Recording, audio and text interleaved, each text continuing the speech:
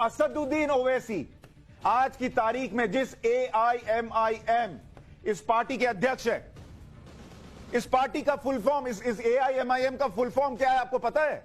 इसका full form है all, ए से ऑल इंडिया, आई से आता है, उसके बाद एम जो आप देख रहे हैं इससे मजलिस ए इत्तेहाद उल मुसलमीन। अब मैं आपको समझाना चाहता हूं कि इस देश में क्यों कह रहा था कि सेक्युलरिज्म के शुतुरमुर्ग हैं और क्यों असदुद्दीन ओवैसी जब सेक्युलरिज्म की बात करते हैं तो हंसी आनी चाहिए। अब ऑल का मतलब आपको पता है सारे, इंडिया का मतलब समझाने की जरूरत नहीं है, भारत। अब इस मजलिस का मतलब होता है सभा, यानी पूरे भारत की वो सभा जहां पर इत्तेहाद, इत्तेहाद का मतलब होता है एकता यानी गठजोड़, उल मुसलमीन का मतलब हो गया मुसलमानों के लिए, यानी पूरे भारत का वो गठजोड़, पूरे भारत की वो सभा जो मुसलमानों के गठजोड़ के लिए है। ये मतलब है AIMIM का। इसमें कहीं हिंदू नहीं है, इसमें कहीं सिख नहीं है, इसमें कहीं ईसाई नहीं है, सिर्फ मुसलमानों की एकता का जिक्र है जिस पार्टी में वो इस देश की सेक्युलर पार्टी है और उसके नेता सेक्युलर नेता हैं। यानी असदुद्दीन ओवैसी की पार्टी का एक ही मतलब है कि आओ मुसलमानों को एकजुट करें, और ये सभा करते हैं मुसलमानों की एकता के लिए। तो फिर हिंदू कहां जाए? हिंदू की बात नहीं होगी, सिख की बात नहीं होगी, ईसाई की बात नहीं होगी, लेकिन ये पार्टी जो है वो आपको सेक्युलरिज्म का पार्ट पढ़ाएगी और देश इनके साथ खड़ा हो जाएगा। देश के कुछ वो शुतुरमुर्ग जो मिट्टी में अपनी रेत में अपना सिर घुसा लेते हैं। ये AIMIM का आपको इतिहास बता रहा हूं जो कि असदुद्दीन ओवैसी का इतिहास है, और ये इतिहास के पन्ने आप पलटिएगा तो आपको समझ में आएगा कि ओवैसी इस देश का भविष्य क्या बनाना चाहते हैं। 1927 में 1927 का साल था जब ये पार्टी बनी। 1927 में ये पार्टी बनाई गई और पार्टी किसके कहने पर बनी? हैदराबाद के निजाम के कहने पर बनी, और उस वक्त पार्टी का नाम था MIM, यानी ऑल इंडिया शामिल नहीं था क्योंकि 1927 का वक्त था। और उनका मकसद क्या था? उनका मकसद क्या था? इस पार्टी का जो MIM बनाई गई, इस पार्टी का मकसद जानना बहुत जरूरी। इस पार्टी का मकसद था एक अलग मुस्लिम राष्ट्र बनाना। इन्हें भारत नहीं चाहिए था, इनका मकसद था कि एक अलग मुस्लिम राष्ट्र बने, जैसा जिन्ना चाहते थे, यानी हैदराबाद एक अलग मुस्लिम राष्ट्र बने। यह इस MIM पार्टी का इतिहास है, इसके लिए बनाई गई थी यह पार्टी। 1944 में 1944 का वक्त आते आते कासिम रिजवी, जो इनके लीडर हुआ करते थे, कासिम रिजवी वो MIM के लीडर होते थे। कासिम रिजवी MIM के लीडर बने और रिजवी ने 1.5 लाख रजाकारों की फौज तैयार की। रजाकारों की यह फौज इसलिए तैयार की गई थी कि भारत में हैदराबाद के विलय को रोका जा सके। इन्होंने हैदराबाद में खूब खून खराबा किया, हिंसा की, और तत्कालीन गृह मंत्री सरदार पटेल ने एक्शन लिया।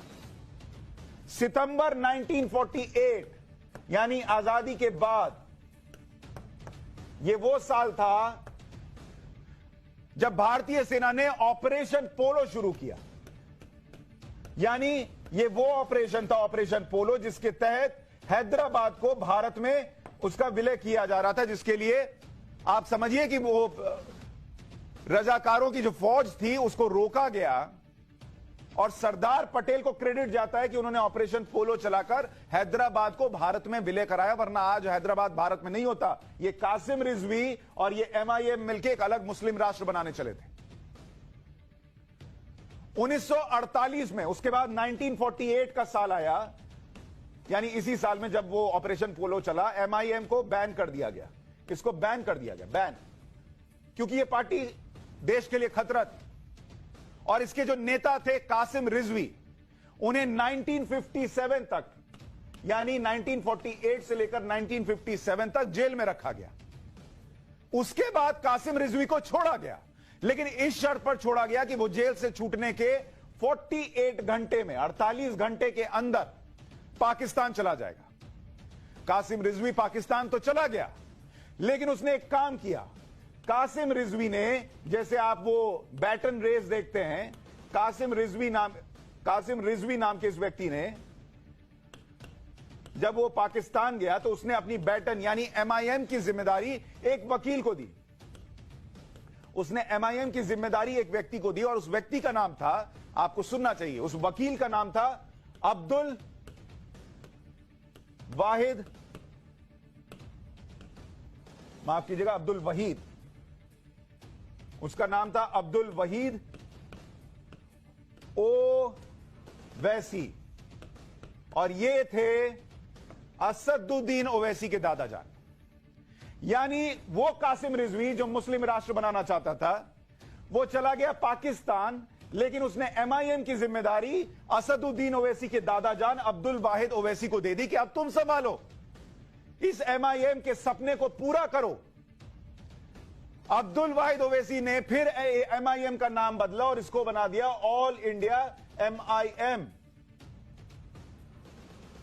और उनके बेटे सलाहुद्दीन ओवैसी, जो कि असदुद्दीन ओवैसी के पिताजी हैं, पिताजी थे मतलब, अब तो नहीं है, उनका इंतकाल हो गया है, उन्होंने फिर इसकी बागडोर आगे बढ़ाई। 1975 में इन्होंने जिम्मेदारी संभाल ली अपने पिताजी से, और इन्हीं के बड़े बेटे हैं सलाहुद्दीन ओवैसी के बड़े बेटे, जिनका नाम है असदुद्दीन ओवैसी, जिनको आज आप सुन रहे थे। अब आपको यह इतिहास का चैप्टर इसलिए बताया, ये कासिम रिजवी की सोच, ये घूमते फिरते MIM की सोच यहां से होते होते इस असदुद्दीन ओवैसी नाम के व्यक्ति में आपको नजर आती है, जो सिर्फ मुसलमानों की बात करते हैं, सांसद हैं, संसद में बैठते हैं, संविधान का जिक्र करते हैं जब जरूरत हो तो संविधान में हिंदू भी है, सिख भी है, मुसलमान भी है, ईसाई भी है। ओवैसी साहब, सबकी बात कीजिए।